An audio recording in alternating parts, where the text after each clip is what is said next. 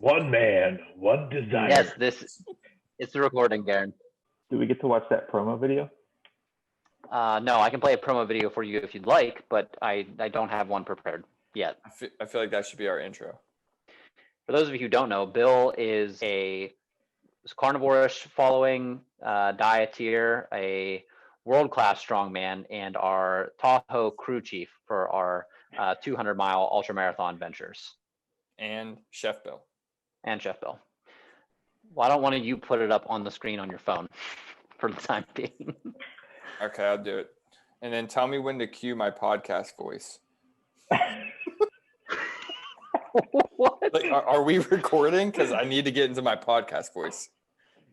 One man, one desire. Yes, it's the recording, Garin. Oh, man. All right, here we go.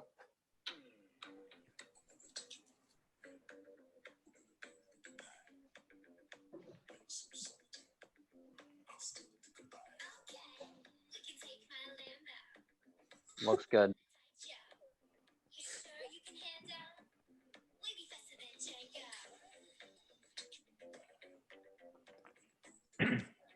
I'm wearing that same suit. Do you have 10 versions of the one suit? No, just one. Low budget. Never wash it. Oh, that's good. Barney, you're not allowed to wash it if you lose. If I lose, Bill, are you prepared, by the way? Bill's prepared. I'm ready. Okay. We are recording, though, by the way. So I don't really have good. a podcast voice. I thought this was not a podcast. Oh, yeah. I got to really stop calling it that. Bill, I feel like you're a kind of a professional at this now. You've been on another not podcast before, right? That one is a podcast. It's called the Refined Savage Podcast. Yes. What's that all about? That podcast is run by my buddy Mark Valeni, who owns Blind Dog Gym. So I'm wearing one of the t-shirts. Represent. And he was a competitive Highland Games athlete, so the guys that like wear kilts and throw telephone poles around and things like that. And then he runs a gym and has a podcast now, and basically just has any guests on that he likes talking to. I think probably like the two main topics he likes talking about lifting, and also likes history and other like he has some book authors and things on there. So that's how you kind of get to the refined savage part, because there's just like some smart stuff, but also some lifting stuff. It talks about whatever he wants to, which I think is your goal here too. I think. Did you see the I think it was the first episode of Rogan that I sent you? I didn't watch it, but I saw that you sent it to me. Yes. And I was telling you about the first episode of Tim Ferriss's podcast, where he's like, him and his best friend just got blackout drunk on wine. And he said it was the most embarrassing thing he's ever done. Yep. And he just kept going. So I think you just got to keep going. But this isn't a podcast, so I mean, it doesn't really matter. No, this is not a podcast. But this is episode number 2, so I'm pretty excited about it. We have Bill. How do you say your last name, Bill? Boyer? Yeah, Boyer. Is that not all right to ask, Garin? That's a great question. Yeah. It's not a very difficult last name. I'd rather just ask and be sure. Yeah. People mispronounce my name every day. I do have a hard time. So like my middle initial is B as well. And so sometimes when I have to tell people my name is like Bill B. Boyer. And then when I say like it's Bill and then B for my middle initial as in boy and then Boyer, it confuses people. That's pretty funny. So you're not alone.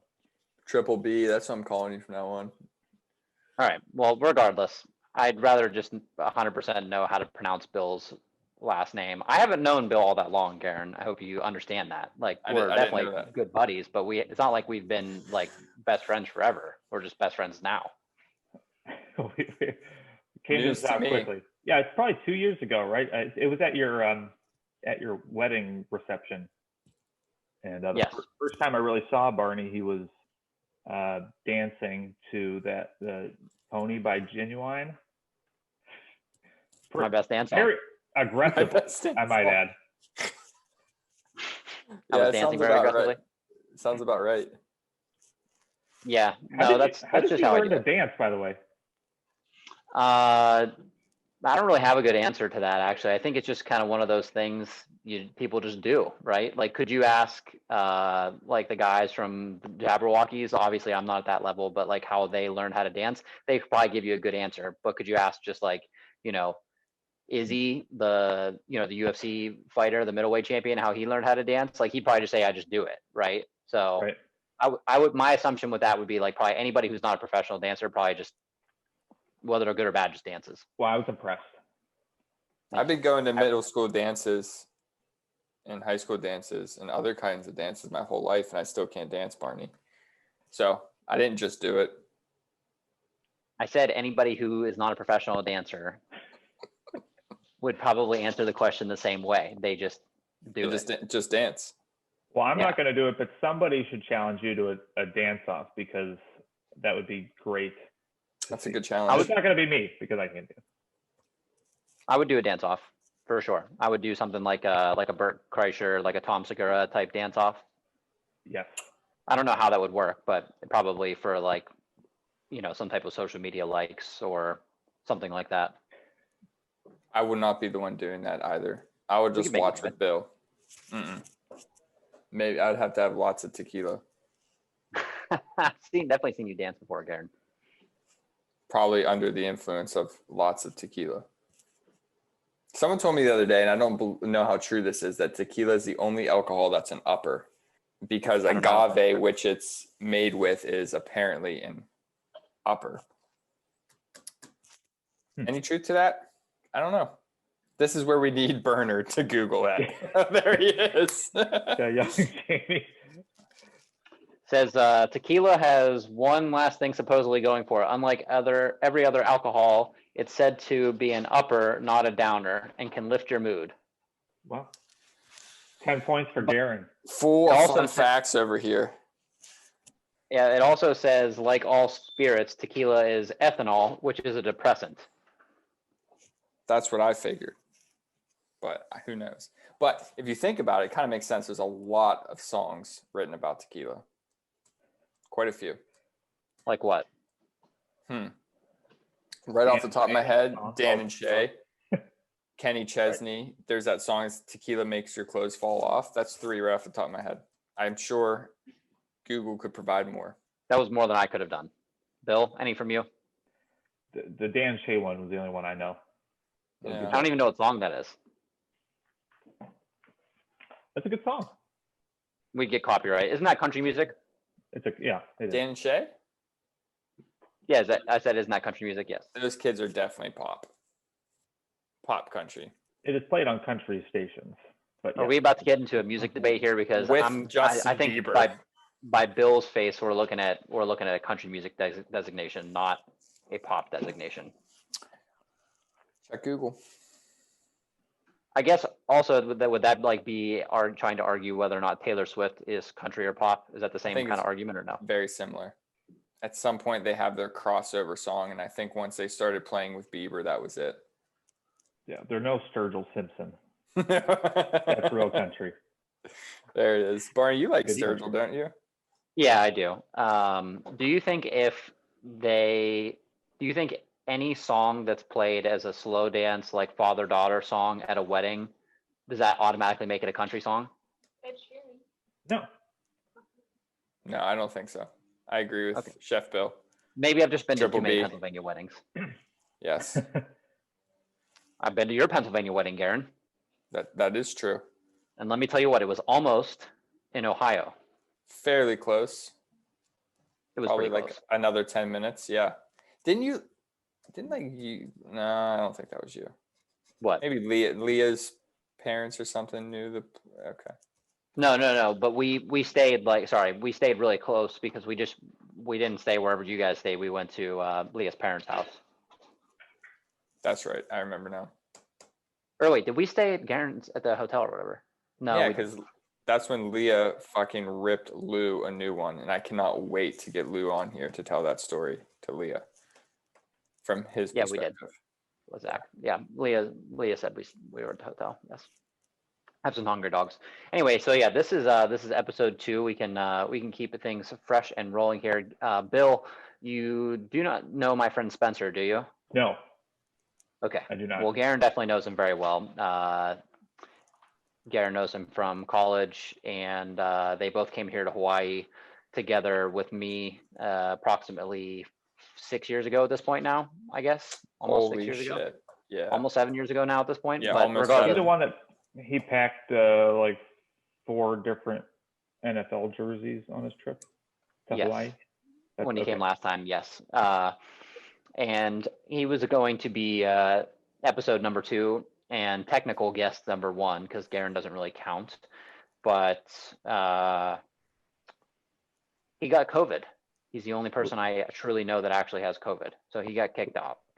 I'd rather talk to him after COVID anyways. I'd rather talk to him post-COVID. So In all seriousness, there's a very good likelihood I have COVID right now talking to you too. you could be number 2. I'm dead serious. My secretary has COVID and has been out, and then 2 therapists and 2 strength coaches tested negative. But literally, as I was leaving today, another strength coach tested positive. So we got 2 positive cases in my office. So, do you know anybody, Bill? As of a week ago, Elizabeth and I were talking that we had heard of people, but like nobody close to us. And then within the past week, I don't know, maybe 6 people close to us all have it.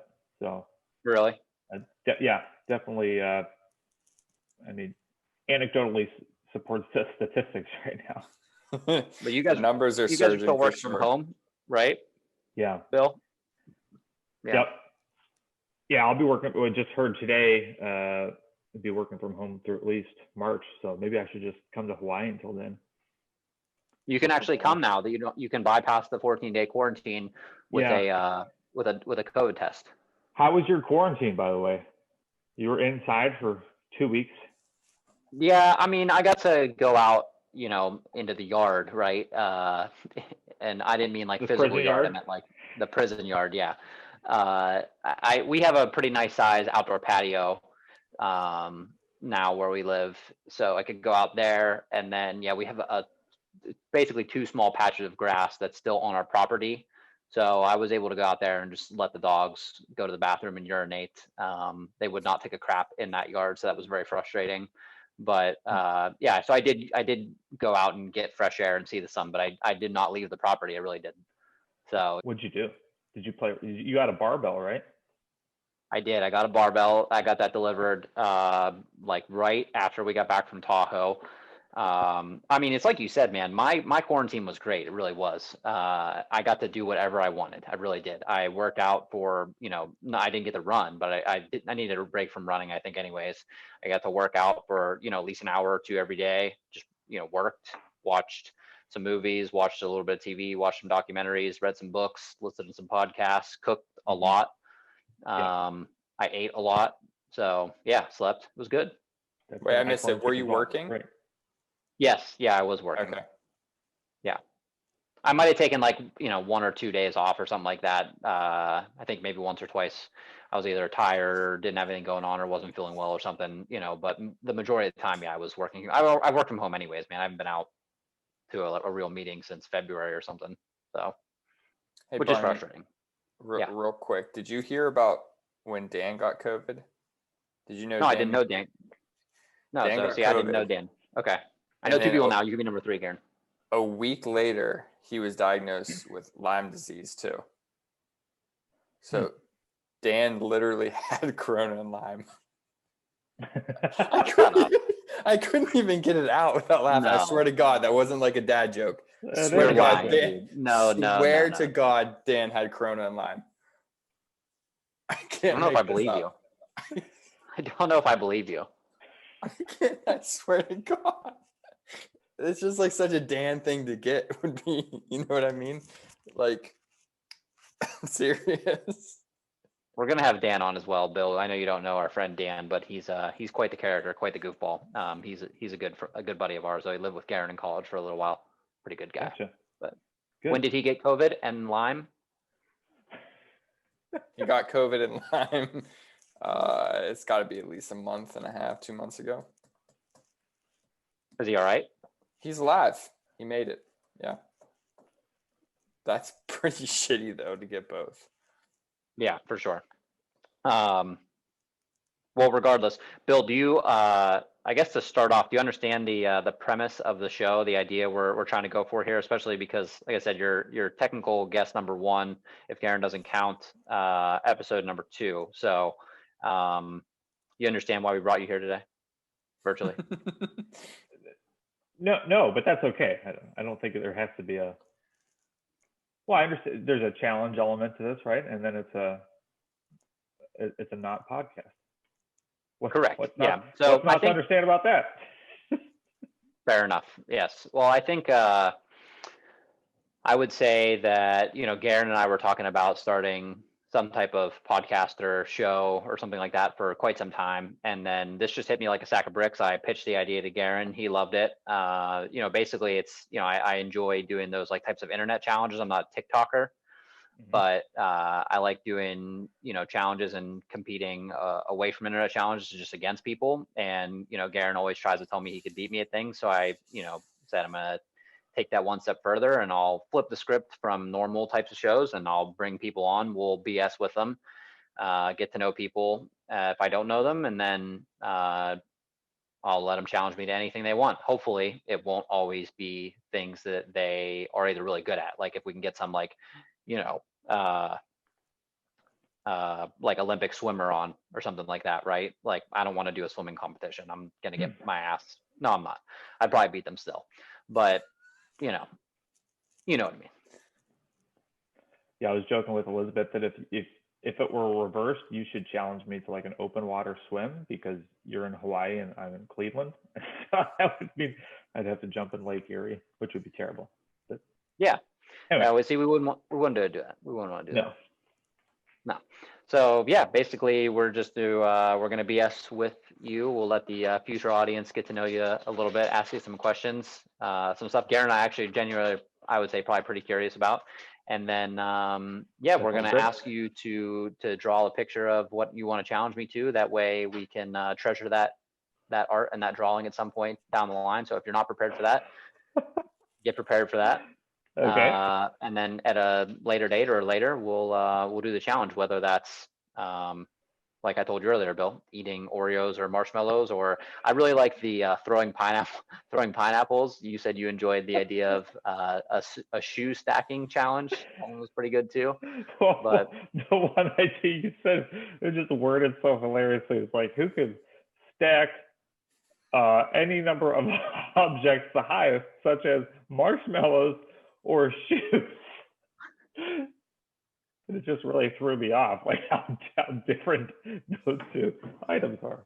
Barney, do you really like marshmallows? Because no, I actually hate them. Just like I told you, I mean, spoiler alert, I really don't like them. I don't like green beans. So like I brought that up to you before. That's in total truth. Like, I don't want to do anything that involves green beans. The like Count Chocula, what's that marshmallow cereal? Lucky Charms. I hate Lucky Charms, dude. Fuck those marshmallows. Yeah, I don't like those. It's the worst, right? I don't like it at all. Weird texture too. But the reason I asked is because from the inception of this idea, you've mentioned marshmallows several times. I told Bill today, just my go-to example, because they're sticky in the mouth. You can stack them, you can throw them. You thought a lot about marshmallows. Unfortunately. Are you trying to sell me marshmallows? No, I can promise you I'm not trying to. I think Leah probably likes. Do you like marshmallows? Leah loves marshmallows. I don't enjoy them. I don't like them either. No. I like marshmallows on s'mores. That's it. Yes. Neither does my diabetes. Oh, that's right. That's a good segue, Bill. What my dad's a diabetic. I was just talking to him a little bit, and he is, I guess, what is that called for COVID? Compromised. Yeah, immune compromised or whatever you want to call it. Like he's in the risk category, right? Basically for COVID. Like being young with diabetes, would that still put you in the risk category? I think the technical answer is yes. So I have type 1 diabetes, which is it is an autoimmune disease. And the way you get type 1 diabetes is your immune system essentially attacks your pancreas and then destroys part of the function of your pancreas. So you do have a slightly weakened immune system, theoretically. I mean, I've never experienced any, I don't like get sick a lot ever. But I think the issue with, and then people that are type 2 diabetics, I mean, it's really a different type of disease. I don't think that is an autoimmune disease. It's generally caused by people that are older, and whether it be due to like a relatively high body fat percentage or other thing, they become insulin resistant. But I think that when you see statistics that say that people with diabetes have a high risk of having like a bad COVID case, I mean, I think there's a lot of correlation in there, because type 2 diabetics tend to be older, and they tend to be in poor health like already, because the things that would cause you to have type 2 diabetes, such as being overweight and less active and being older, are the same type of things that would make you just unhealthy in other ways already. So it's kind of like a more correlation versus, so it's not necessarily the diabetes thing that made them more susceptible to COVID. It's just correlation versus causation, I think. Bill, you sound like a doctor. Legitimately. Well, I'm definitely not, but I've I was diagnosed when I was 7. So from 8, I'm probably the only 7-year-old around that was counting carbohydrates and trying to read nutrition labels. Were you actually strict on yourself about that, or do you think that was like more? I don't know your parents. I know you've talked about them before a little bit, not in great detail, but was that more like pressed upon you from your parents? Like, was that a top-down approach, or were you cognizant of that yourself at an early age? Well, my parents were fantastic. First of all, especially with like my mom with regard to diabetes, because when I was diagnosed, it was 1995. Garin, you'll remember, I was diagnosed the day after Steelers lost Super Bowl 30 to the Dallas Cowboys. Oh man. 1990. Well, you would have been, I don't know, much. Well, I was only 7, so you would. I was 6. Yeah. Okay. Do you remember watching that Super Bowl? Of course. Okay. Yeah. So I was diagnosed. So the Steelers lost, and so I was bummed. Being 7 years old, the team lost, and then the next day I went to the doctor and was diagnosed with diabetes. And at that point in time, you had to take injections, and you had to mix insulin. So you had to have the syringe and take some long-acting insulin and short-acting insulin and get them in the right increments in a syringe, and then tap it with your finger. Yeah, exactly. And so my mom did all that, and so my mom basically had to kind of go through nursing school overnight and figure out all this stuff. And it's hard when you're already like middle age and you've never had to learn about those things. So she did an awesome job taking care of me.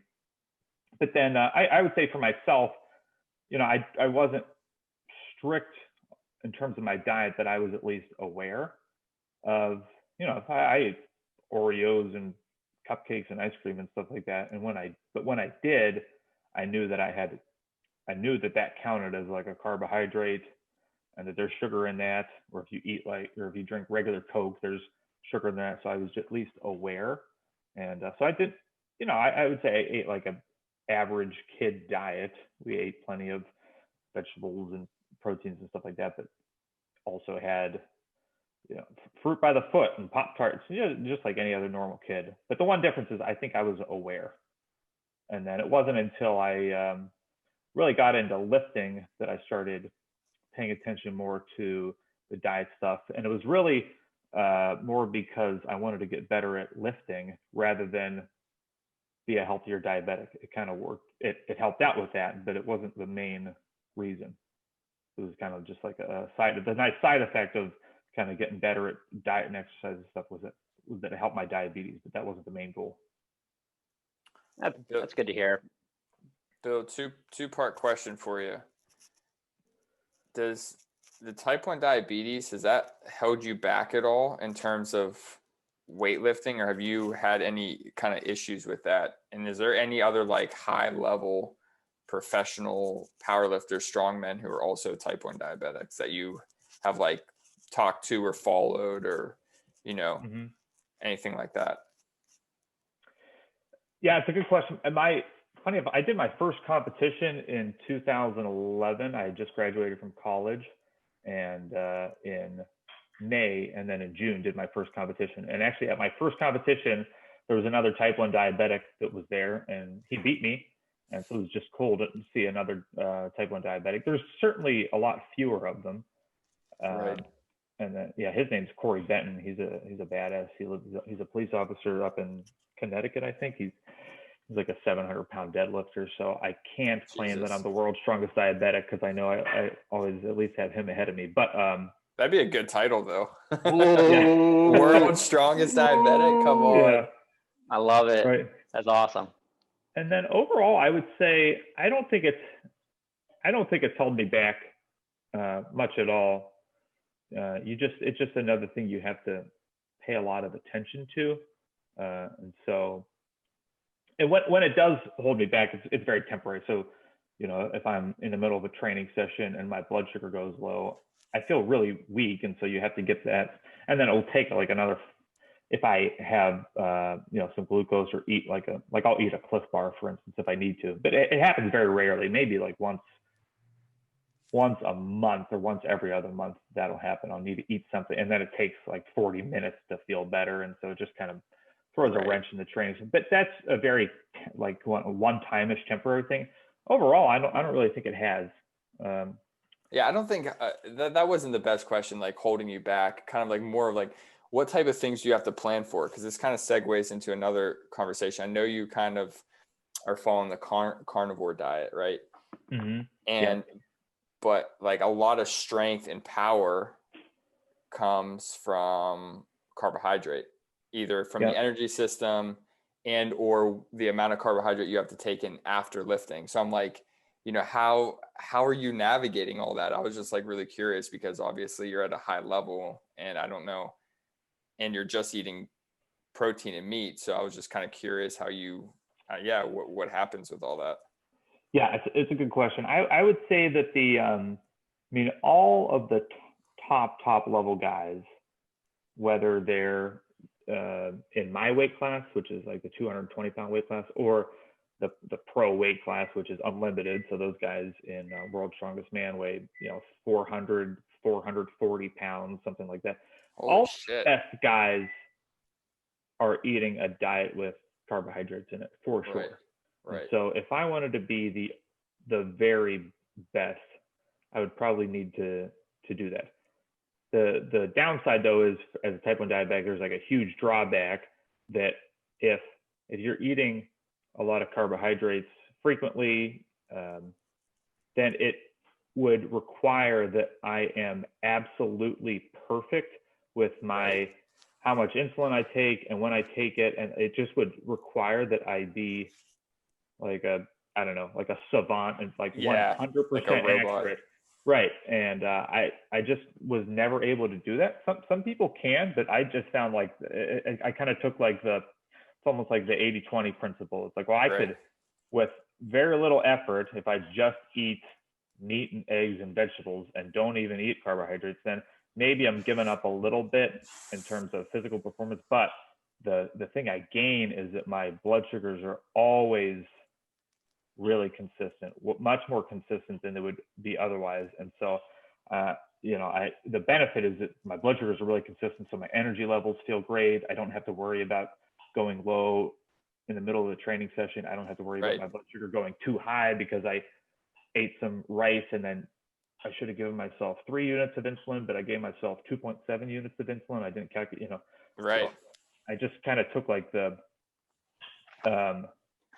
easy path, and maybe I'm giving up a little bit, but overall, I think the stability of the blood sugars overcompensates for anything I'm giving up otherwise.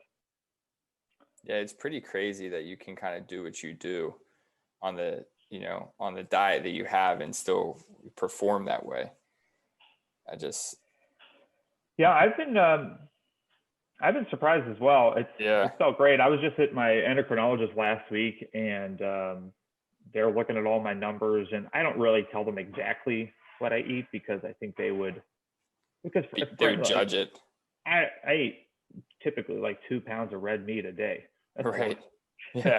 No, but your numbers are great though.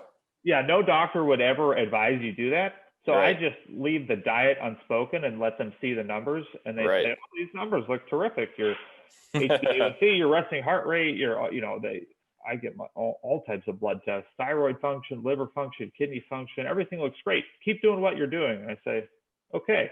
That's amazing, man. Because I remember seeing that post, and you're like, since I don't remember it exactly, but it's like I've been carnivore for X amount of time, and since that time, like my numbers have been, like I've never felt better. My numbers have never been better, that type of thing. I thought that was cool because I don't know much about the carnivore diet, but I know that the people that do use it are all trying to help some autoimmune dysfunction. Mm-hmm. So it's kind of like, type 1 is grouped into that. So that's really freaking cool. Or some of them, I think, just like meat, Garin. Yeah. What's that? I think some of those people just are crazy and they just like meat. For sure. But like when it was first introduced, like when I learned about it on the Rogan podcast, it was from that one guy and his daughter, and it like cleared up all of her autoimmune issues and stuff, which is just nuts. Cause you're right. Like if you read any like book about like how not to die, it's all like, eat a diet low in protein, high in good quality carbohydrates and vegetables. So I think the carnivore diet must really work well for some reason with autoimmune disorders. Yeah, I don't necessarily try to make other people do it. I've never recommended necessarily that other people do it. But I know that for myself, I feel great, first of all, and it's nice to know that all the blood work kind of supports that and just reinforces that, I guess. Plus, coming from someone I ate so good in Tahoe, so thank you for that.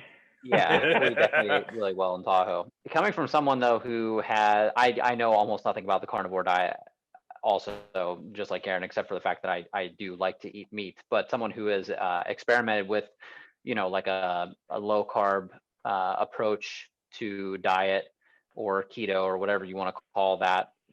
I've never really been good at tracking my macros, but what % of your diet would you say is like protein versus fat?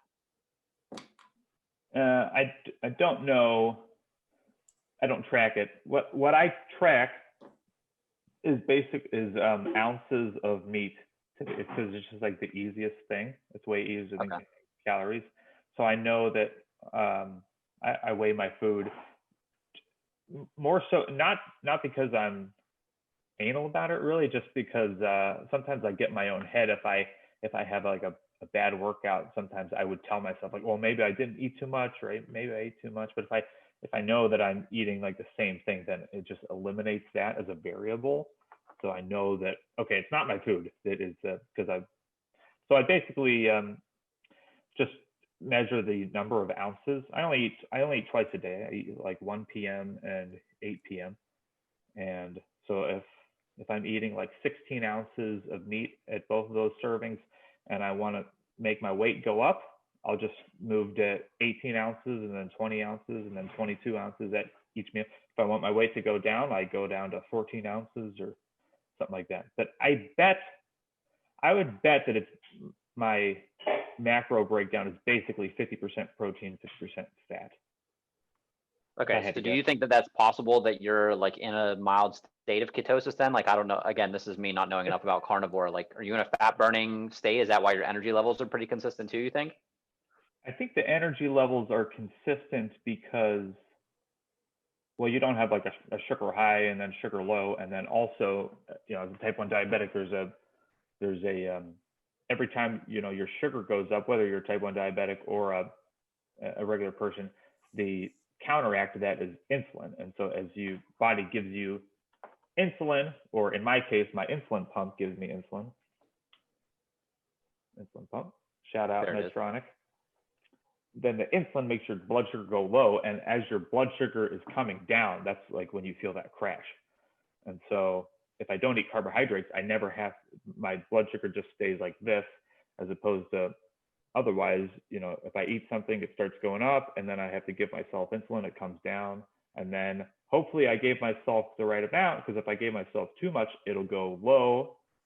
And then I have to eat something else to make it go back up. And then you kind of get on this roller coaster.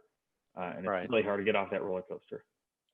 Bill, so what's it happens every once in a while now, because, you know, like Thanksgiving or Christmas, I'll eat whatever. I'll eat pie and sweet potato, you know, I'll just go crazy. And it just, it's interesting now because I have this sensor in my legs that tests my blood sugar every 5 minutes.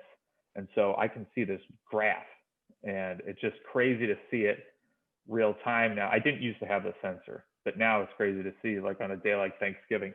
I mean, it's just like all over the map. But a day like today, it's just nice flat line. That's so cool. Yeah. Bill, what's your post-workout meal? A pound of steak. Pound of steak. Yeah.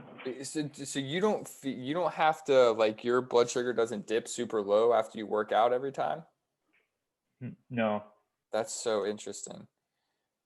Yeah, it would. Exercise makes you less insulin resistant. You know what I mean? That's why it's super supportive for metabolic disease and type 2 diabetes and stuff. So like, I would expect this big dip right afterwards, especially moving heavy weight, you know?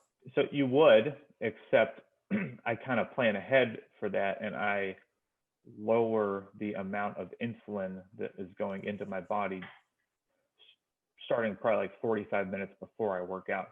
Gotcha. So the insulin pump gives you a basal rate, which is a consistent drip of insulin all throughout the day, which is pre-programmed. And so you tell it, like, I want 1 unit per hour from 6 p.m. to midnight, and then from midnight to this hour, I want 1.4. You know, you kind of get that dialed in over time.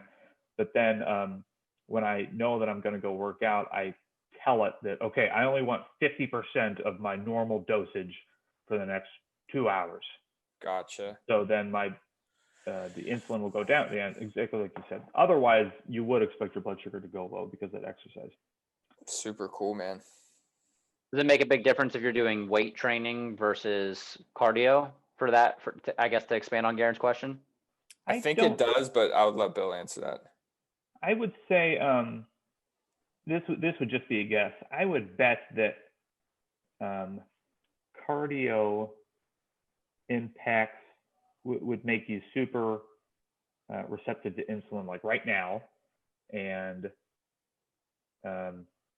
whereas weight training might be delayed a little bit, but it would like last longer, because I can just tell metabolically sometimes, like if I have a big deadlift session, for instance, like my like internal temperature is heated up for hours afterward, because I feel like, it's just a total guess, I feel like your metabolism is just kind of elevated for a while after a big weight session. Whereas if you went on a run, as soon as you're done, you might be kind of done. Like your heart rate's not up anymore, and you kind of stop sweating. And so that would just be a guess. But I don't do a ton of cardio. I do some, but I haven't noticed like a huge difference. Fair enough. You mentioned your first competition was what, in 2011? Did you say? Yeah. Yeah. Okay. And you're in the 220 weight class, and you said the guys that are competing at World's Strongest Man, which just happened in Bradenton, Florida, right? So it's a good time to be talking to you. Now, maybe under normal circumstances, you can answer this a little bit differently, COVID or normal, but at World's Strongest Man, then do they have those different weight classes, or is it just the really heavy guys that weigh like 400 pounds? It's just the big guys. Yeah. The sport's kind of interesting in the sense that, like, it was a TV show. It's the sport of strongman. Well, it wasn't really a sport. They just, in the 70s, some producers got together and said, hey, wouldn't it be cool if we got like a couple NFL players, a couple professional Olympic weightlifters, a couple powerlifters, and some like Olympic shot putters together, and just made them do a bunch of crazy stuff. And they made this TV show, and it was really popular. And it's kind of fun to go back and watch some of those, because they do the strangest things. I mean, you had to like bend iron bars. Like there was one where they had a towel on their head and then this iron rebar, and they were supposed to bend the bar down over their head. That's incredible. They had like sumo wrestling. they had arm wrestling until one guy's arm snapped off. Like one guy actually broke the forearm of the other guy. And so it was this spectacle, and it was a spectacle for years. And then I'm not exactly sure when, but maybe sometime in the early 90s, people started saying like, hey, this looks pretty cool. Let's start actually just having some of these locally, like forget about, it doesn't need to be televised. Let's just have one at our gym. And then it kind of got built from the ground up. And so, just like there is for, marathons or something like that. I mean, there are strongman competitions every weekend of the year in all different cities throughout the United States. There's a couple different federations in the U.S. One is USS Strongman, one is North American Strongman. They're people like me that are weekend warriors that want to have something to train for. And then separate from that, if you happen to be 350 and up pounds, you have the potential to then get kind of seen by some of the promoters for these big shows and then get kind of pulled up to the big leagues. But yeah, that big stuff is only for the big guys. It's kind of similar to fighting in a couple ways, because it's a little bit of to get on World's Strongest Man or some of these in Europe. There's some big televised shows too, but you have to be good, or you have to be kind of like a character. They like people that are good on camera, and so sometimes there's people that have like post up training videos and they're deadlifting 900 pounds and they're pressing 400-pound logs overhead. And so those are good numbers, but it's not like a guarantee that they'll get an invite, because sometimes it matters like how much of a following you have, because at the top levels, I mean, it is a form of entertainment. Yeah, that makes sense.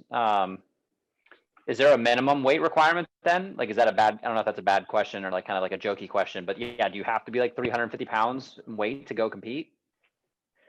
No, yeah, and that's what's kind of cool. I mean, every once in a while, so the guy that won this year, his name is Alexei Novikov. He's Ukrainian, and he. Let me butt in. Not exactly the most personable dude. So you're talking about, yes, you're talking about people that at least want to reach the American market. He's not working for you guys. And I heard, I got to do some math right here. I heard he weighed 133 kilos times 2.2. So he weighs 293 pounds. And yeah, I was going to say 280. He might have been the lightest guy there. So that's really impressive. Right. I mean, in strongman, you have typically a mix of static events, which are kind of stand in one place and deadlift this, stand in one place and press this overhead. Those are kind of like your static lifts. But then there's a lot of dynamic movements as well. So picking up a sandbag and running with it, pulling a fire truck and moving that, picking up Atlas stones and loading them on a platform. Those are the dynamic events. Sometimes the smaller guys, I mean, 295 pounds is still really big, but relative to the 400-pound guys, it's small. Sometimes the smaller, more athletic guys can do really well at those events. And a typical competition is 5 to 10 events. So depending on like the mix of the events, you can have different winners, which is kind of fun. That's what I was going to ask, if the smaller guys were better at the dynamic events.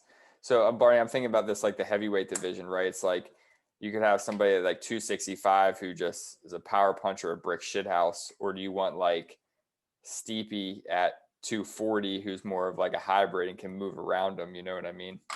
Or John Jones, who's going to come up. He posted today. He's like 240, but he's a natural like 220, 230. Yeah, I think he walks around like exactly like 225 or so. They said he posted today. He said he's 240. He looks jacked. 240. Yeah, I don't think he should go up much more than that. I think that would be perfect for him because that's big enough to probably handle a 265 like a Ngannou, but still move around. You know what I mean? Yeah, for sure. I mean, so Bill, you're saying these guys were basically on a TV show before, right? More or less, like Strongman, the sport started out basically as a TV show. Right. Yeah. I mean, there were no professional strongmen until probably 2005 or something like that. It got big enough where you could train specifically for this and compete in it and get enough sponsorships to do that full time. Whereas before, I mean, like Bill Kazmaier was the big American who did it. He was a power lifter. He played a couple seasons for the Green Bay Packers, I think, and he just kind of did that on the side. He did strongman on the side. So I always compare it to fighting too, because it's just fascinating that like I'm a lightweight and I weigh 220, and 220 and under is like the lightweight category. And it's just funny comparing it to fighting, because fighting, if you're 220, that's pretty big. Yeah, you're in the heavyweight division, like Garin and I were just talking about. That's where Jones would fight. So If you're heavyweight's super 220, heavyweight. 265. If you're a woman, you can do under 165. There's female categories as well. That's crazy. What were you saying, Garin? You think they should do a super heavyweight position for UFC? In the UFC, 100%. That's such a huge gap, man. Is there enough talent there? No, that's why they haven't done it. But that's what they need to do moving forward in the future as some of these bigger, stronger athletes get into the sport. I think they could do it if they were going to allow steroids. If they weren't going to test, I think they could. I'm being totally serious. I think that the guy. Look at the guys before. Like I watched. Who was it that just recently I watched? Who was it that kickboxed Henry Hoof, the NFL player? Was it Warren Sapp? Yeah, I think so. You ever see that? I didn't see it, but I know what you're talking about. He's massive, dude. Like to think a guy like that wasn't on Mexican supplements, there's no chance. Dude, I just think, as the sport gains popularity and more money flows into the sport, some of those bigger athletes that might go play basketball or football will eventually end up in the UFC. Yeah, the revenue share's got to be higher though. First, we don't need to preach and advocate, it's gonna but take it's time. Too low. It's going to take Need time. to be a union. There need to be a union. There's a quote. I think it's like Tate Fletcher said, if the UFC keeps busting so many people for using performance enhancing drugs, the guys in the stands are going to look better than the guys in the ring. Which still never happen, but yeah, that's funny. Speaking of John Jones, YouTube, but Garin, I saw he posted himself records of some other notable fighters. Did you see that pre and post USADA? It was pretty interesting. It was like Johnny Hendricks pre USADA like 14-1, like post USADA like 2-8, like Chris Weidman like 14-2, like 0-8, and then it was three notable people and then him, and it was like even like Vitor Belfort, and then it was him, and it was like 16-1, and then like 6-0. It was like, do I need to say anything else? I think that's a pretty good argument, and with some objective data there. And also to all of our Brazilian fans, don't get mad at me about this, but many of the Brazilians just flopped after USADA. For sure. Oh, yeah. Sure. Those guys. Oh, yeah. Those guys. So Bill, I was going to ask, do you know who won the first strongman competition? Like who's the first, like for us as UFC fans, right? Like Royce Gracie is like the man, right? Yeah, I don't actually remember. I think the first year, no, I don't remember. There's been like guys throughout different periods. So there was a period early on when Bill Kazmaier, the guy I was just talking about, won 3 in a row. And then he was a big character. He had these like crazy stories where he was trying to pay his he couldn't like afford his own food bill, because I mean these guys are eating 10,000 calories a day or something like that, and he was a young kid and trying to be as big and strong as possible. And the local pet store had a competition to see who could eat the most goldfish, and if you ate the most goldfish in the competition, you won like $500. And he's like, and if that would pay your food bill for a whole month, well, one kid ate 3 goldfish. Another kid ate 20. One kid even chowed down 50 goldfish, but I ate 400 goldfish. I mean, even if he's exaggerating, he was just like a character, and he was enormous. He had like traps up to his ears. He was great. And then, fast forward, there's a guy, Magnus Magnuson, who was from Iceland. John Paul Sigmarsson from Iceland. So there's been these characters throughout the years that will win, 4 or 5 in a row and be kind of these like big characters.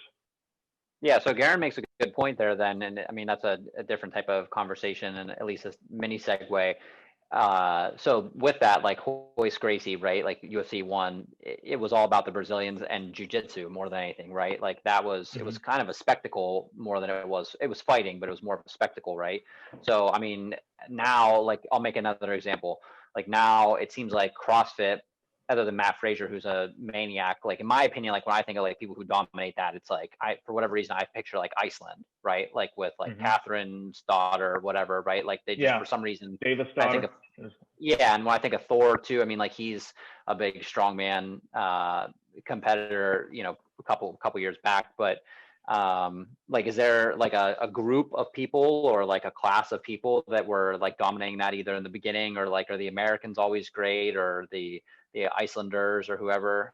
Yeah, it's a cool question. It definitely goes through phases. I mean, early on, the US was good. The Eastern Europeans have always been great. Poland. There's a guy, Mariusz Pudzianowski. I remember Pudzianowski. Yeah, he was just ripped. He was like the one guy that won a bunch of times and had abs. And he was lighter, And he was right. And then the sport, he won a bunch of times during a time when the sport was a little lighter. So they would do slightly lighter weights, but you would have to get like a lot more reps. And so he was like really good at that. And then, but right now, I would say that the U.S. is pretty strong. The UK, there's several guys from there, and still, Eastern Europe. So it kind of goes through phases to answer your question. Yeah, that's interesting. I always like to think about that type of stuff because I remember when they were talking about like new champions sometime during COVID, because everybody's bored and they don't have anything else to try and get good statistics up on the screen, right? Like they were playing NBA 2K on ESPN, the real channel. And they were showing where all the UFC current champions were from. And I think it was only like at the time, maybe 2 were from the United States. And you think of like the massive amount of people that probably are on the UFC roster, right? That are from the States, but like the champions were all from, different nationalities. So it's an interesting thing to be curious about. I think where are people from that are good at, like, is everybody dominating a type of sport, right? From one area. It made me think too, when you were talking about like the, like the Royce Gracies and how it evolved, early on in the UFC, nobody knew what the superior martial art was, but now everyone knows, and you kind of, people have figured out like what's the best way, and here's the way that worked. I mean, same thing kind of happened in strongman. Like early on, the different implements and stuff like that was so foreign to everyone. So, for instance, these logs that they're pressing with the grip is like this, and you have to get it up, and people had terrible form, or like how to lift the Atlas stones. I mean, you had people trying to like scoop these stones up like this, and but doing it like this, use a lot of biceps, and you just rip your bicep up. So it's kind of interesting that over time people have figured out all the different techniques, and as a result, all the weights keep going up because, and the availability of the equipment is, you can go into an average gym now and find some strongman equipment, whereas before you'd have to like search far and wide. So just, for example, I think in the 1995 World's Strongest Man, they did a farmer's walk, which is when you have these handles in each hand and you just pick it up and then you move it 100 feet as fast as possible. I think they did 200 pounds per hand. In the World's Strongest Man, there's a guy that weighs 350 pounds or whatever. So I have done in competition 300 pounds per hand. And so as like a lightweight, and I would have beaten the guy. How far can you walk with 300 pounds in each hand? It's come a long way. 100 feet. 100 feet. That's far. But just goes to show how much it's advanced in that amount of time. And now the guys at World's Strongest Man are doing, 400 pounds per hand or even more. And it's just because the equipment, people have figured out how to train it.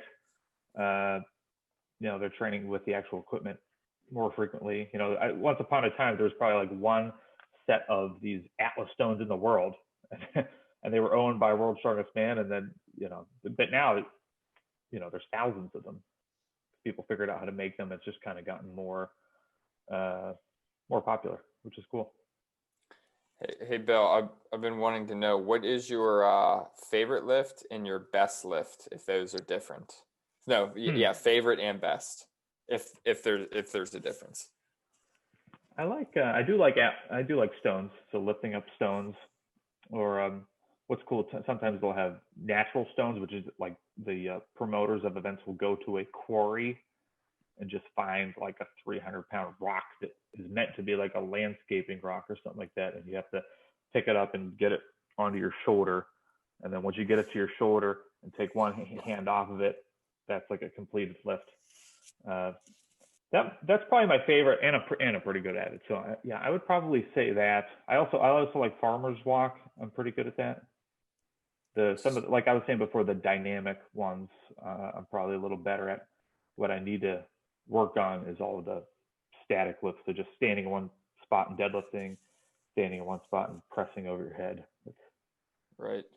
The biggest weakness. So are those your best ones then? Like what's your, like, in competition, like what would you say, like you had to stack up your skills versus, I've never lost the farmer's walk.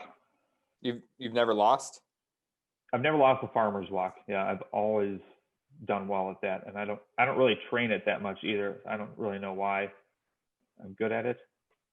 So are you deadlifting that weight, or is that weight at like hand level? You know what I mean? You picking it up off of platforms. I mean, you pick it up from the ground. So it is, the start of it is like a deadlift, but it's a slightly higher. Gotcha. Hands are slightly higher than they would be for a deadlift, so it's like a rack pull. Yeah, kind of like a rack pull and then run with it. Gotcha. Mm-hmm. Yeah, I was wondering if, like, then traditionally, if like in the gym, your deadlift was your best kind of like traditional powerlifting move. It is, yeah. Mm-hmm. Yeah. It is. How much do you deadlift? Close to 600.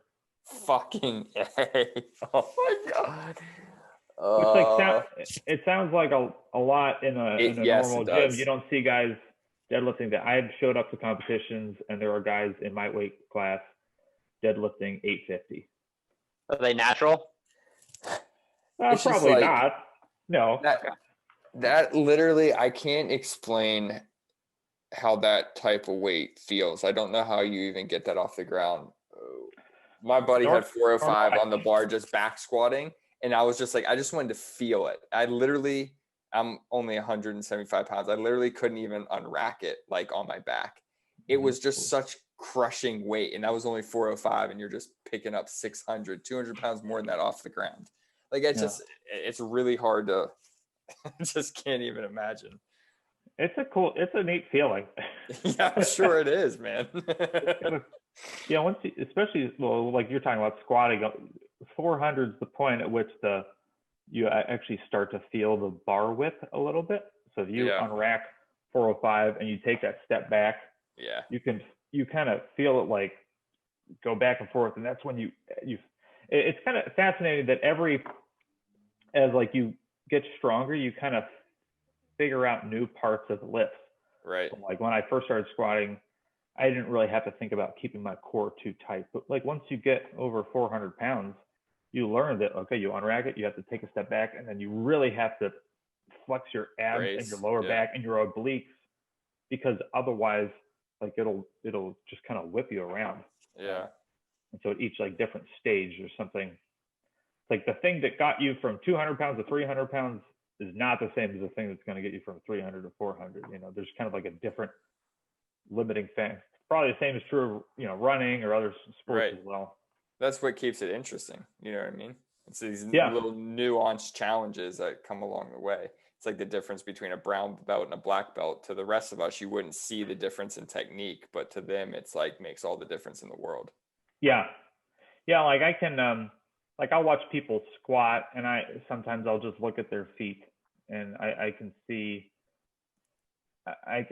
based on where they're, like if the weight comes off their heel a little bit, I know what that means, or if their foot pivots like one direction. I can, like, by the way I can see they're standing in their own shoes, I can tell where the weight is, things like that. But right. I'd love to have a couple years ago, I wouldn't be able to tell that.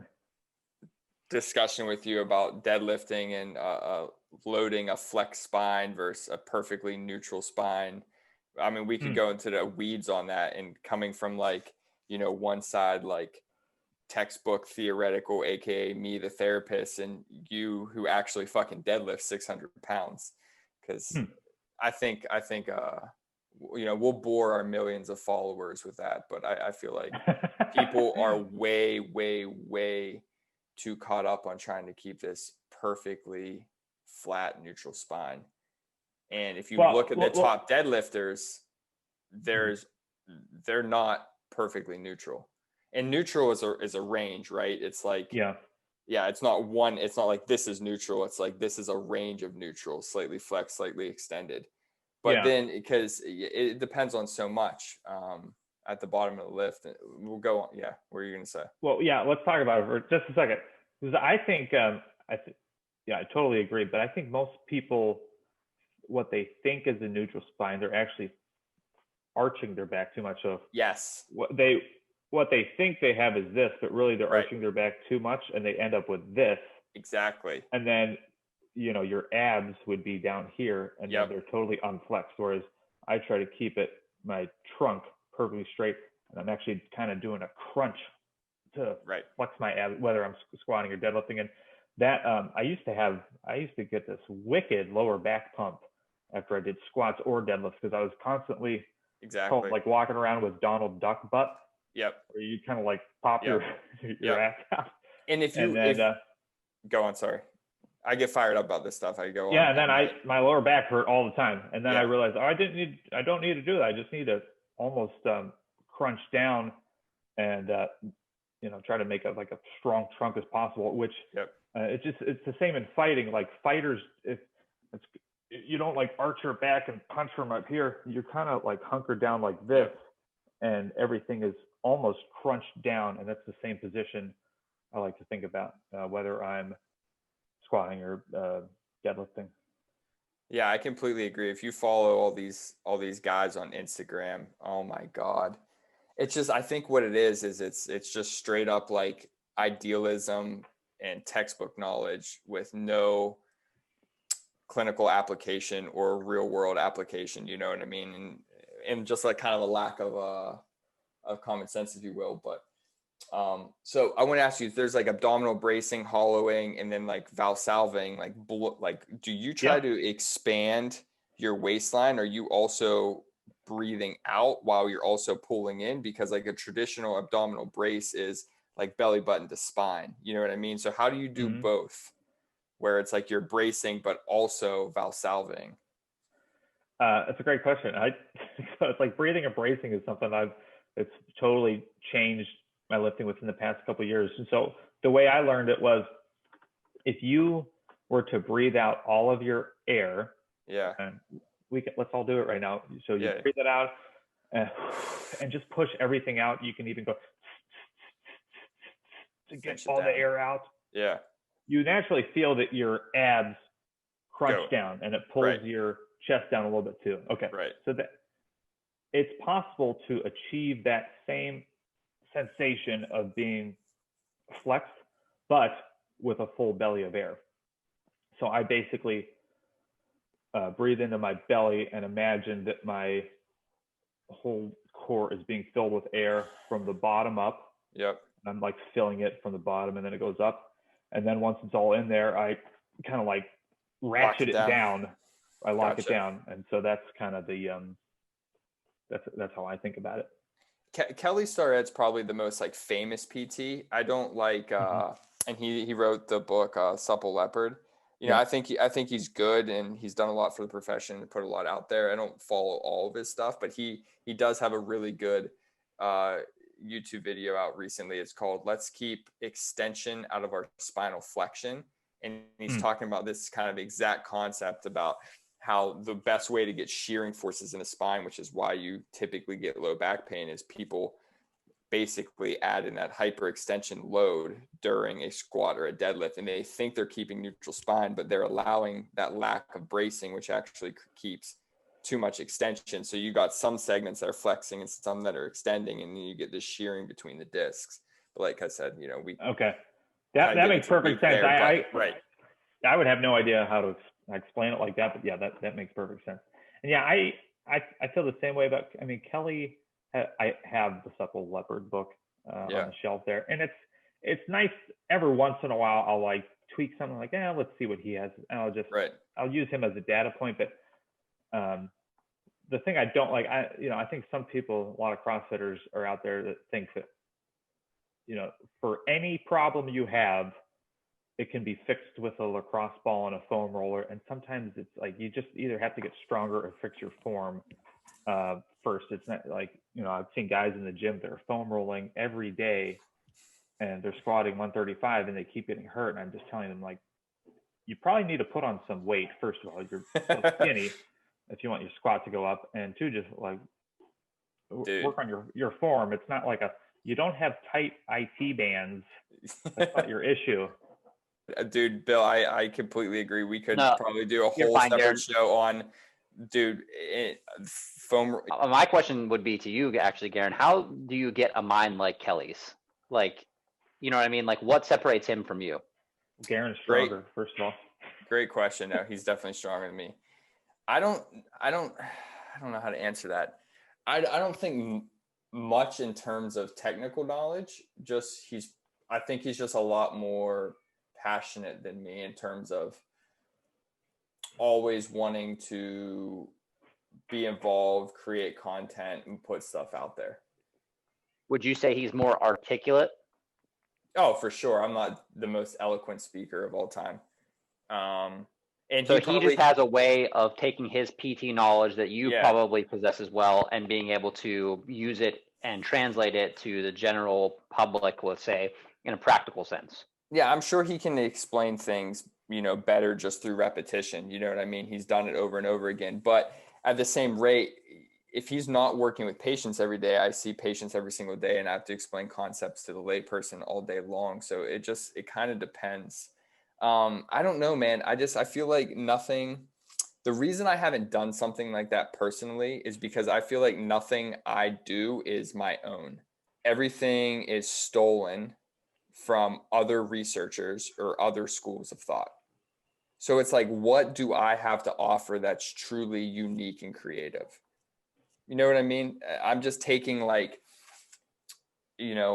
tools out of the toolbox. I like a little bit of what Kelly says. I like a little bit of Yonda. I like a little bit of Mackenzie. You know what I mean? And I make what works for me and for the patient at the right time with the right diagnosis and the right situation, which is all just reasoning and decision-making based on the case in front of me. So I haven't figured out a way to package that into, here's Dr. Garin's strength program, mobility program, movement program, because it's all just other people's stuff mashed together. Does that make sense? I don't think that answered your question at all, but that's kind of like why I haven't gone in that direction of like writing a book or starting a YouTube channel on physical therapy. And if you follow the stuff on Instagram, everyone just recycles everyone else's shit and just calls it something else. Very few things in this thing we call movement are new. Very few concepts are really new. We just put a different spin on it. But anyways.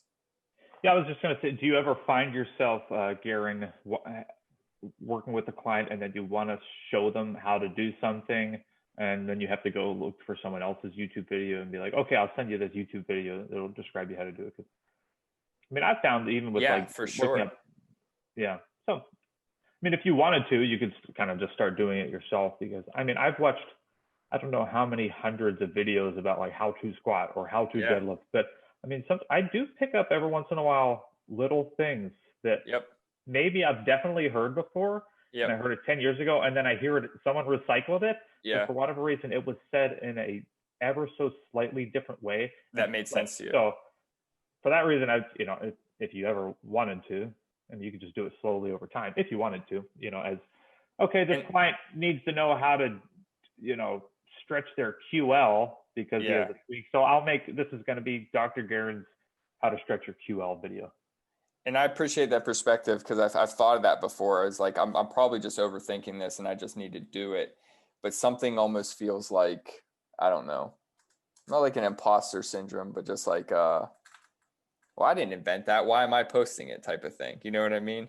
Yeah. But no, you're absolutely right, because I still look at that stuff, and I only follow a certain amount of people that I like, but somebody will say something a certain way, or I like the way they explain it, and I continue to follow them. So essentially that could also happen to me. Maybe a certain group of people like the way I talk about stuff. I don't know, but yeah.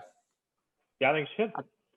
I'd watch it. I think there's a school of thought out there, Garin, right? That you guys, I mean, I would assume you guys will probably both agree with this, but there's a school of thought out there that says that nothing these days is truly creative at all. There's literally zero creativity, even in like, and that's a hard thing to wrap your head around. But you think about music, movies, books, right? Art, anything, right? Like think about something that you would define as creative, right? Like expression through art, through music, especially is seems like creativity. But I remember trying to wrap my brain around that. Somebody said that to me, years ago. And, when you think about it, people have just been compounding on top of each other for decades now, right? And centuries. So I would say, I don't know, again, if you guys disagree with that, that's fine. But my point is, in my view, there's not really any such thing as creativity anymore at all. So we're all just tripping over each other to some degree, I think. I think Barney's suit jacket proves that wrong, because that is new and creative. Pretty creative. Somebody was on something real good when they came up with that idea. Is there a story behind this, Barney, that you can share? Is there a story behind me wearing the suit jacket right now? Yeah. No, but this will make for a good Instagram clip. So the premise for the show is basically just a spin-off of my name, right? So I'm the fourth. My real name's not Barney, but I go by Barney. I always have, and it's a play on words of Barney the Purple Dinosaur and Barney Stinson, right? So Barney Stinson always wore a suit, never not wore a suit, and he had an ego about him, right? So I have a certain ego about me, and it's just a play on the name for Barney and Friends. But that's where the suit came from. I can't wear a real suit in Hawaii because it's just too damn hot. So I got this badass short suit. I like it. Must be nice. Is that also a Cam Hanes shirt? Look at this, baby. Look at this shirt. Let's go. That's also Cam Hanes, right? He had that whole thing about the must be nice complaining thing, right? It's just like your who is they shirt, Garin, or your who is they line, Garin. But yes. Who is they? Yeah. You can ask Bill that. Oh, sorry, got it, Bill. Barney, you're training for a race right now. Can I ask you about that? You sure can. You sure can, Bill. Barney sent me a text, said, "Hey, ask me about my race." I'm just kidding. Oh, you are. Please, if he did send you that text, Bill, please put that on the screen right now. He did that. I'm just teasing. I wish I would have. That would have been great. I am training for a race. Seriously, yes. Tell me about it. What is it, and where? Yeah. I guess you don't even know, Garin, which it's not a big deal, but yeah, I am going to Alaska. Finished your words because you told me. That's not what I'm training for. Now I look like a real asshole. All right, go on. No, I am training for a race coming up actually next Saturday, November 28th. So the day after Thanksgiving, next Friday morning, day after Thanksgiving, getting my butt back on a plane, not going very far, but flying to Big Island, to the easternmost side of the state of Hawaii, to Hilo Airport. Basically, if you split the island of Hawaii in half, which is the biggest island in the state, it's people think about like the Kailua Kona side and the Hilo side. So Hilo's on the eastern side of the state. I'm flying to Hilo, and shout out that's BJ where Penn. Shout out BJ Penn, sure. And that's where Mauna Kea is, sort of, kind of. Or that's where, regardless, that's where the mountain, the big volcano is that people think of. So we'll be flying over there, and I'm doing a race on the Big Island. So it's a race. It starts, I think it doesn't start super early. I wish it started a little earlier, but it starts at 8 a.m. I believe, and it's a 100K roughly. So I think it's going to end up being about 64-ish miles, which is a little bit more than a 100K. It's 8-mile loops. So there will be a starting point, and then you'll do 8-mile loops with about 2,000 feet of elevation gain per each 8 miles, which is Wow. pretty substantial. How many loops is that? 8. Eight loops, 8 mile loops. So Yeah, I can do eight math. 8-mile loops. I'm assuming when they say 100K, like usually like Tahoe 200s, 205.5 miles, right? So 8-mile loops makes sense. That would be 64 Roughly. miles, unless it's like 7.9. You know. How do you feel? How's your training going? That's a good question. I feel pretty good. I have been really consistent, as I'm sure you could mention, or you've seen, Bill. I'm At the run approaching. streak. Yeah, I'm approaching 2 months of just solid getting out there and pounding it. Whether it's my minimum for about 2 months has been about 4 miles a day. And that doesn't really mean that that's all I'm doing either. Like sometimes I'll, ride my stationary bike for an hour or two if I'm taking a light training day, or sometimes I'll go for a 5-mile run with a weight vest on, and sometimes I'll go run 10 miles and just take it easy, right? So nothing I do really is speed work. A little bit here and there, I'll push the pace and get my heart rate above 151 to pass, like an aerobic threshold, but it's been just pretty low and slow base building, because I had to take, like, if you looked at my training volume leading up to the Tahoe 200, it was really, really consistent and high, thanks to Mike. I got up a little bit and then had to dip down because of a little injury, and then got back up pretty high again for running volume at least. And then just if you look at my Strava profile, dips, like literally there's 3 straight weeks of not one run. So I lost a lot there. Like they say, conventional wisdom, from what I understand, says you won't lose much if you can keep at least a minimum 20% capacity of what your training load is. So I don't know how true that is. I mean, I still, like I told you, in my quarantine, I was, doing some dynamic type training, doing some squatting and some lunges and some, shuffles and shit like that, right? Some jump roping. But regardless, I lost most of my running training, in my opinion, because when I got back out there, I felt fresh, but I didn't feel like my cardio was at the same level anymore. I didn't feel like my leg running strength was still there. So it's been a slow build. I didn't try and just get right back out there and crush it. I mean, I started from, like getting back into like 35-mile running weeks with like maybe like 10 to 15 mile walks with that as well, walking miles throughout the week. So like 50-mile total on the feet per week, to now I'm at like 50-ish running miles. So I've, in about 2 months, I've pushed it back up, about 20 miles per week, just low and slow.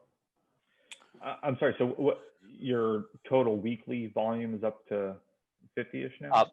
Yeah, it's past 50 running miles per week. So, yeah, it's been typically, I would say, probably around like 6-ish miles per day, and then usually like one longer-ish run on the weekend. So fluctuating anything from 4 to about 7, maybe even 8 miles during the week, and then I'll push up a little bit more one day on the weekend. But yeah, I mean, I'm at like 50 running miles, and I probably walk, not as much right now because I'm getting ready to start lowering it down. I'm not really doing much of a taper because I'm not that high, but I'm probably walking at least like 10 miles a week, if not more too. So your conditioning was super high when we were in Tahoe, because after you finished, I mean, you were still kicking my butt on some of those hikes. I still tell hopping people and puffing. That. Yeah, I was hopping and puffing, just walking. And you had done like 70 miles or something like that the previous. Yeah, no, I mean, I'm no doubt about it, right? So like we could take it all the way back, right? So, you asked who taught me how to dance. Like I think you could ask you, right? Like who taught you how to lift? Because I think like, you're at a point where it could be, your answer could be self-taught. It could be I've worked with such and such as a mentor, self-taught through YouTube, books, whatever the case may be. Dancing, I'm not a dancer. I just, move to the sound of the beat, right? Maybe that's my Hispanic blood, but running, I mean, I've never been a runner, like I know Garin knows most of this, but we, you and I, Bill, I've never gone into too much detail about this, but I mean, I was never a runner. We had 3 sports in my high school, they were all, more explosive type of sports, like football, baseball, basketball. And then I played golf 1 year. So, there was no track, there was no cross country, no swim team, nothing like that, no soccer even. So I never did any long distance running. I ran a half marathon in college just for fun. The most I had ran before my half marathon was 10 miles once, passed 10 miles one time. Then I ran a half marathon, thought I was never going to run again. And then for years, I probably never ran more than like, 5 miles at a clip. And then, one day I just literally picked up on a winter morning in DC and ran 12 miles, and I did it in about 2 hours, which is, from my opinion, like a, you know, at the time I thought, oh, that's a decent like half marathon pace, like 1 mile short, about a 2 hour half marathon. And then I was like, you know what, I could probably freaking run a marathon. So then I signed up for the Honolulu Marathon, and literally the rest is history from there. I saw, like, you know, it was around the same time David Goggins was running the Moab 240 in 2019.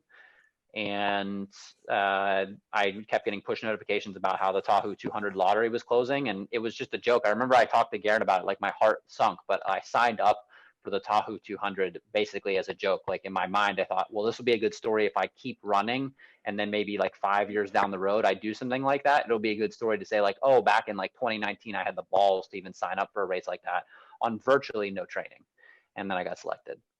So Of course you did. yeah. Well, you were right. It is a good story. Yeah. So, I mean, I wasn't a runner though, man. I mean, I just got into this, you know, and I think the proof is in the pudding. I mean, I've hurt myself multiple times, like quote unquote, hurt myself multiple times from trying to do that base build too quickly. So yeah, I think I did it the right way working with Mike last year, and, you know, I'll be happy to work with him again coming up this year. You know, once we get a little closer to the race, I'll make sure I'm, you know, following under his plan, under his tutelage. We're just kind of staying in contact right now. Nothing crazy, but yeah, I mean, if you try and do that too quick, it doesn't work. I think it's cool when people do things that are unexpected. Like I didn't go to high school with you guys, but, you know, Garin can correct me, or, you know, I would bet that people that knew you like around high school or college, you know, if they knew that, you know, after school, Barney was going to like try golf for a little bit, and then eventually moved to DC, and then like moved to Hawaii, you know, people would probably, and then, oh, he's going to start like a YouTube channel. People would probably say like, yeah, that kind of sounds like something that Barney would do. But if you told them, oh, he's going to run a 200-mile race, you're like, what? It's, you know, it kind of has that like head scratch moment. I think it's cool when people do something that you wouldn't really expect them to. Right. Yeah. No, someone like my mother, I'll let Garin chime in, but someone like my mother probably would have expected that. But they used to call me something. It was like some cartoon character, like one of the ones that just like went till they couldn't stop going anymore, and then they would just like crash. That was like my whole upbringing, and especially till through college. Like I would just do a million things at one time. I would always be like hanging out with friends, going to do this, going to do that. I would just go, like the Energizer Bunny or whatever, you know, and just like, then I would fall off a cliff. Like I just wouldn't be able to do anything. So my mother probably would have thought that I would have done something like that. But yes, everybody else probably would have thought that I'd be wearing this stupid colored suit talking to you two. Like the Tasmanian devil. Something like that. Yeah. I was going to say, when I met you, you were, I think, a computer science major, a DJ, a nerd, and a hipster all in one. But always super competitive. You'd be at the arc playing basketball, getting real heated. But yeah, you're right. You would just always be doing so much shit. Yeah, I do remember that. Yeah. But I don't know that I would ever, you know, pinned you for a ultra runner, high endurance athlete. But it makes sense, you know, kind of in hindsight. Yeah, You're correct. Yeah, I did a bunch of different stuff. I've always just done a bunch of different stuff. Yes, Bill, Garen's correct. I was DJing for a short period of time in college. What's your DJ name? I don't remember, Garin. Do you remember? What was it? No, you had a name. I know. No, you had a name. It was something really simple, like you know, like how genuinely, I'm not even trying to be. What's that? There was a guy in my fraternity that was trying to be a DJ, and his name was Brad. And so, of course it was. Of course it was Brad. And so we always just called him DJ BJ. DJ BJ. That's a tough one. He hated it, and so which if you tell a bunch of fraternity members that you don't like the nickname they just gave you, it sticks. Yeah, no, I had a regular name. Like I wasn't trying to like make some play on words. It had nothing to do with my name. Like, you know, I think because at the time, it was becoming sort of popular-ish, right? And like there were just people with like random names. So I think I just like, I want to say it was like you can put it in the show notes. No, I think It was DJ Tuesday. It was the day of the week, and I don't remember why. That was it. I wouldn't have guessed that until you just said it right now. I was having a hard time. It was on the tip of my tongue. Yeah. I was trying. I couldn't think of it, but yeah, for some reason I don't know why. Like I think, and one of the letters was capitalized. Like it was all lowercase, but one of the letters was capitalized or something like that, like the D or the A or yeah, maybe the A was capitalized. And I couldn't tell you why, but yeah, I've done a million different things for sure. And yes, Garin, I mean, you played basketball at the Arc too, and you always got heated as well. Maybe not always got heated, but it was flag football. I can't play basketball. You still played. Yeah, I shot. But yeah. Yeah, I was the kind of kid that would go to like play basketball in college, Bill, and like break my nose. Like somebody would swing an elbow and like, smash me in the face. Yeah. I got my 2 front teeth knocked out playing intramural floor hockey in college. That was fun. That's awesome. Yeah, same thing. Are your teeth? Yeah, I played roller hockey for college. I wasn't really all that good. I wasn't very good. I was like Luis Mendoza from the Mighty Ducks. I could go pretty fast, but I just couldn't stop. It's also really hard to stop on roller skates anyways. It's not like go backwards. Skates, Dude, didn't you borrow my car to go to some game or something? All the time, man. Yeah, for sure. Right. You had a red Cavalier. I did have a red Cavalier. I used to have to drive down to I don't remember what it was called. Not Butler, like the opposite direction, Coriopolis or something like that. Maybe. No, that's where I live. I think it was Butler. There's a big sports complex there, and it's close to. I don't know. You're full of shit. It was somewhere down towards Pittsburgh. I used to have to drive down, but yeah, I did everything from DJ to play roller hockey for the college to you name it. But yeah, I probably got into running because my one of which college girlfriends was a runner, and I think for whatever reason, like in my head, I was just thinking, well, I should just run. And then one of my buddies and I signed up for a half marathon, and then we thought it'd be funny. We were thinking about signing up for a bike race, and we never did. I didn't want to wear the stupid spandex and a helmet. I don't know if I've ever worn a helmet on a bike. I just can't. It's not my thing. Motorcycle, yes. Not a regular bike. That's such a funny reason to not bike. Bicyclers are all about their outfits, though. It is they kind of they love the outfits. They're serious and they're loud. they're always like lime green. Well, it makes sense. You don't get hit by a car, but they're always like very bright in your face. Yeah, I've had a bunch of bike accidents though too. I'm sure you could agree, Bill. I mean, I know you do dirt biking. I'm sure you've probably done your fair share of mountain biking as well. But I mean, I've wrecked so many bikes, like bicycles, that I like biking, but after like 15 miles, my butt starts to hurt. It's probably just the wrong seat. But I've wrecked bikes enough, and yes, I actually did. Garin, you probably wouldn't remember, but this did happen. Also, true story. I got hit by a truck one time riding a bike, like a truck head on, like T-boned me. Are you serious? I was crossing through an intersection. Yep. Didn't know that.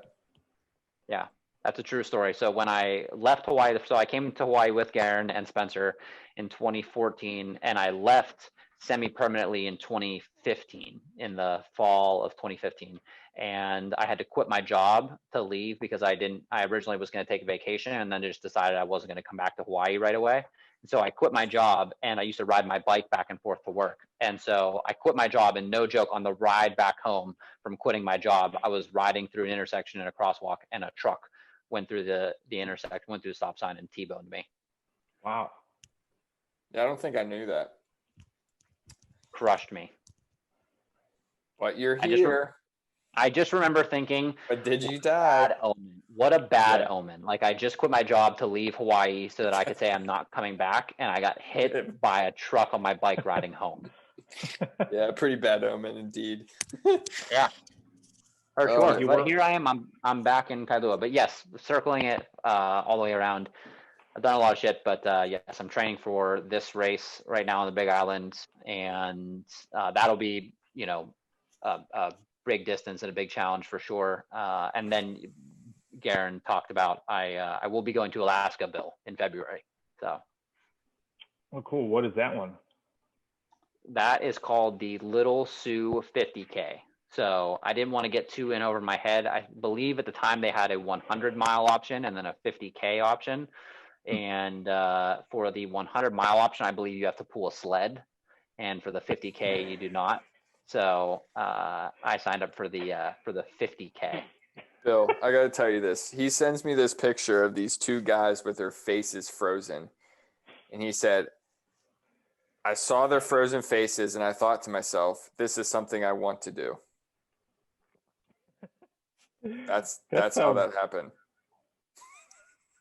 See, I see pictures of people lifting and they have like expressions on their face, but the thing, like, the lift is over within sometimes 10 seconds, at most a minute. You have to lift it.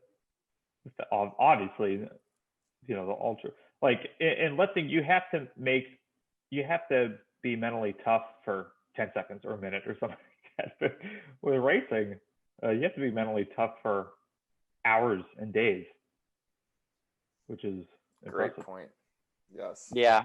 I thought it'd be a good story. Maybe one day, like Mr. McConaughey, I will I'll write a book, you know, or something like that. I don't know, or it'll just be all documented on this, because, you know, this train isn't going anywhere but forward. But I just thought maybe it'd be a good story. I think it will be. I'm excited. Barney, I was going to say, so you've done a lot of different shit, and this is probably why you're cocky and think you can beat anyone at anything. So, Bill, what's your challenge? Okay. I have a question, though. First of all, I had a couple ideas. Okay. My question is, does it have to be something that, like, there's a clear victor? Because some of my ideas were just kind of like silly things to do, but it's not a competition, really. It's just kind of like something silly that we would both do. I would say, it has to be. Can you give Garin one example that you would think you probably wouldn't pick of something like that? Do you have enough in your head that you could give an example of, like, you have more than one option? I'll just tell you what I was thinking. Sure. Okay. I mean, we can change things up. We're flexible here. Do I have to I don't think our viewers will be mad. Okay. Let me just tell you what I was thinking. Okay. So, Barney, you and I both have those like Theraguns. I have a knockoff one, but I don't know. Have you ever tried massage? Have you ever tried talking while you happen to be using it on your pecs? No.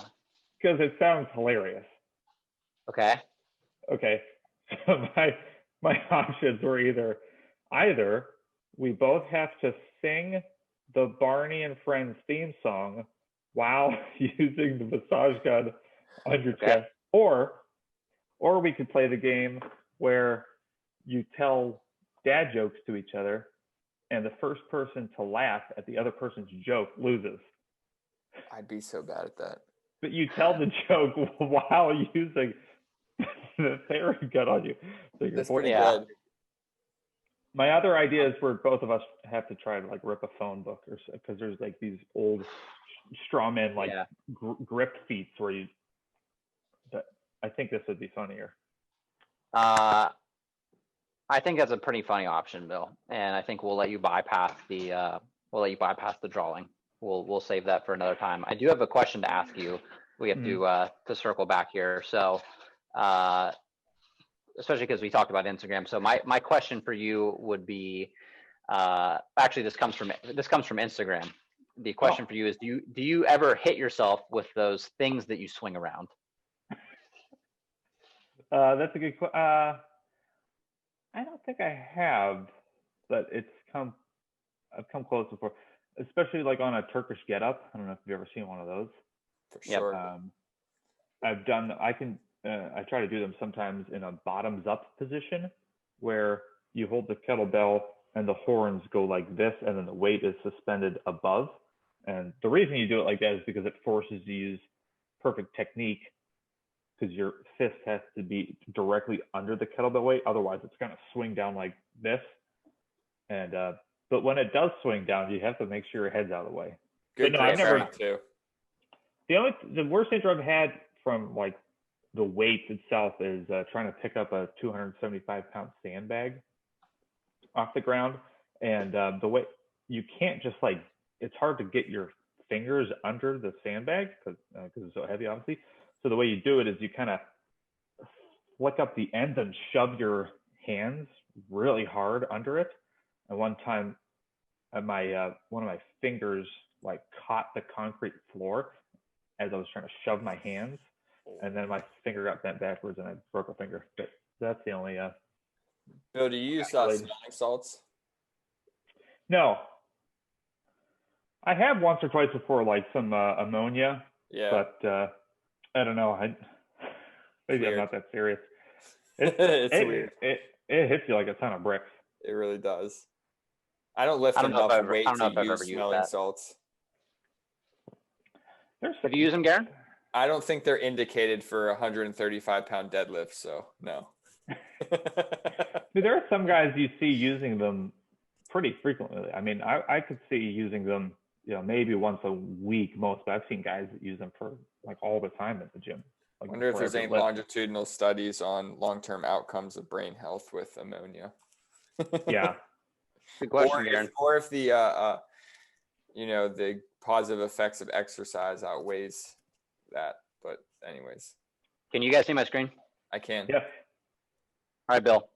You're gonna give us one take and tell us your first opinion, whether first impression or first opinion, either what you think this person did wrong or what you would have done differently or better. All right. Okay. Looks like a farmer's walk, maybe.